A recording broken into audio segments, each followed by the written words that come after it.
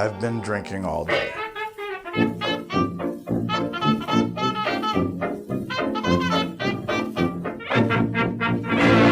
We're doing tiki time here on How to Drink. We're gonna like bring everything down a notch. Get your Martin Denny music playing. We're making a Pearl Diver. Classic tiki drink. Classic Donn Beach cocktail. Revealed to us by BeachBum Berry in his 2007 novel. Not a novel. In his 2007 book, Sippin Safari, he reveals the secrets behind a number of cocktails of the Tiki Golden Age, namely the Pearl Diver. One of my favorite of Quentin Tarantino's films, Django Unchained, we see Leonardo DiCaprio's character order a drink called a Polynesian Pearl Diver. Now, the Pearl Diver is a tiki drink from the early 40s or 50s at earliest, certainly not the 1860s. This order of this drink is an intentional bit of anachronism. Now you have my attention. The truth is that drinks of that time period, of the golden age of cocktails, the 1860s, the era of the improved whiskey cocktails and of the moral Suasions, Ward 8s, and so many of these great classic drinks, they're so complicated. They have so many ingredients. They have orgeaux and different flavors and multiple bitters and absinthes and curacauos and bourbons and brandies. They were effectively tiki drinks in so many ways. Most people don't know that about the 1860s, and so the best way to connect with an audience is to have this character order a tiki drink from the Hollywood Regency, the 1950s. It's a Donn Beach or Donn the Beachcomber drink. It involves a pretty unusual ingredient called Gardenia mix that we'll get to in a minute. And it even has its own special cocktail glass called a Pearl Diver glass. I've owned a set of Pearl Diver glasses for a really long time, and we've never done a Pearl Diver on the show.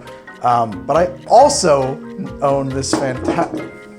You see the tools I have to work with. I also own this great Nautilus, and I'm looking at the drinks I've got planned for right now, and honestly, a Pearl Diver is the closest fit to what I should put into this beautiful Nautilus tiki mug. So I guess I'm gonna make a double dose of this and we'll put one in each. The signature ingredient, the pièce de la résistance, okay, that you will need to make this drink is something called Gardenia mix. I've also seen it just called Pearl Diver mix. It's the craziest cocktail ingredient known to man. It's a combination of honey, butter, vanilla syrup, cinnamon syrup, and allspice dram. It does have a tendency to coagulate, so you might have to shake it a little bit. As you can see, mine's gone pretty thick, but that's okay. We're gonna get this out of this bottle for use in this drink, I promise. It is still liquid at the bottom here. It's flowing around, so I think a little bit of shaking and a little bit of insistence, we're gonna get this out. This is mostly butter. So if that's a concern for you, maybe just pick another one of my videos to watch. But for the rest of you, we're gonna drink a whole hell of a lot of butter in this cocktail. And so, I've got 2 shakers. Why not?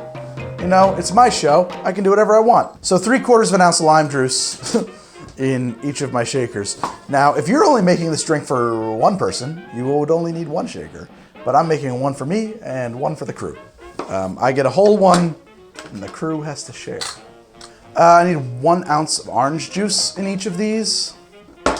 This orange is a veteran of another episode where I needed a peel, so don't worry about that. 1 ounce of orange juice in my tin.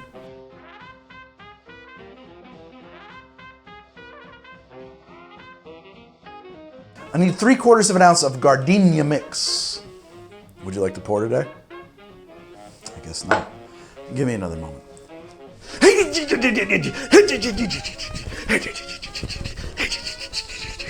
A question has been suggested. Why is this called Gardenia mix?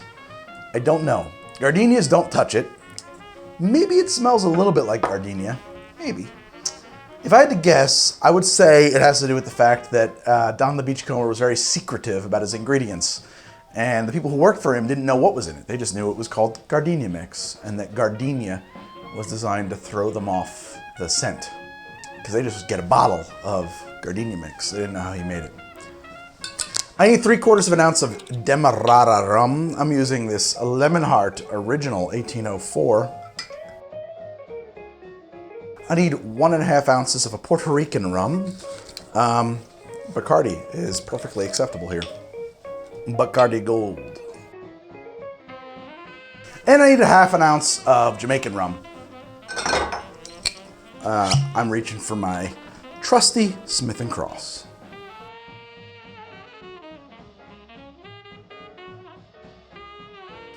I need 2 bar spoons of falernum, using John D. Taylor's Velvet Falernum. You can make your own. I'm gonna crack 2 ice cubes into each of these. I'm gonna shake both these drinks and then open pour them into each glass.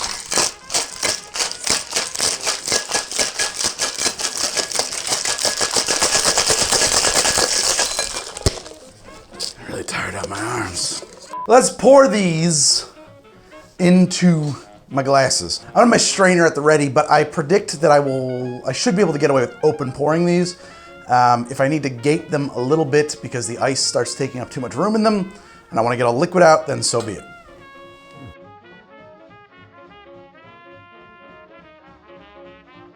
We gotta garnish these drinks, big time. This is a big time tiki drink. We gotta big time garnish these. I got some palm fronds for both of these. I got these orchids here. All right, so this is the Pearl Diver in 2 glasses because I had 2 beautiful glasses that I couldn't resist. Hey, by the way, speaking about these beautiful glasses, this incredible Nautilus, this wonderful Pearl Diver glass from BeachBum Berry, both of which are available for your pleasure in the links below in the comments and the show description. So if you want to pick up a set or one for yourself, please do so. Let's see how this drink came out.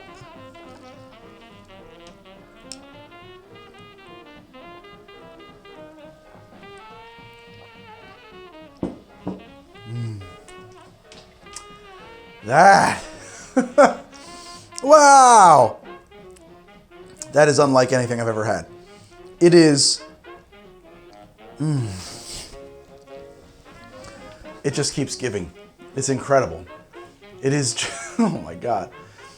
It is sweet and tart and approachable, and it tastes of the caramel goodness of that Demerara with like that slight burnt kind of sugar thing going on.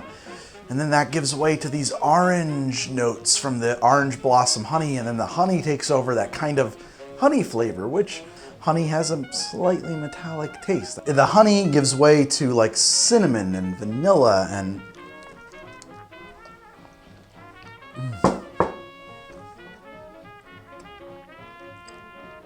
oh my God, that's good. All throughout it, you get this just incredible mouthfeel, which, you know, has a lot to do with the fact that its drink is largely made of butter. So it's like butter. Like a big stick of butter. in truth, it has this buttered frothiness across its surface.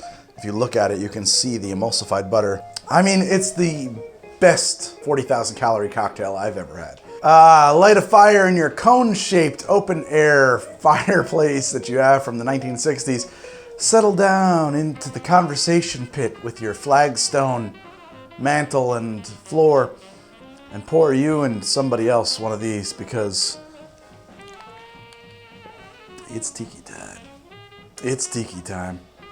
And there is no better drink in the pantheon of tiki. This is freaking phenomenal. I used to say that I wasn't using edible orchids, but I recently read that all orchids are edible. I will not tempt fate for you now and eat this orchid. Nobody needs me to be tripping orchid balls. Made a delectable Pearl Diver, not a Polynesian Pearl Diver because that was a affectation and created for the movie Django Unchained. Django! The soundtrack to Django, the original by Ennio Morricone, beautiful. It's pristine. So I guess this episode just turned into a toast to Ennio Morricone. So here's to you, Mr. Morricone, and your incredible soundtracks. Thank you for spaghetti westerns.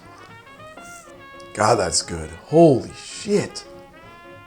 It's like drinking silky liquid magic. This drink is like drinking lingerie. Liquid Lingerie by Greg. The new line at JCPenney. JCPenney, are you still in business? Because we should definitely do a licensed product line for liquid lingerie. I'm telling you, it's gonna be fucking big.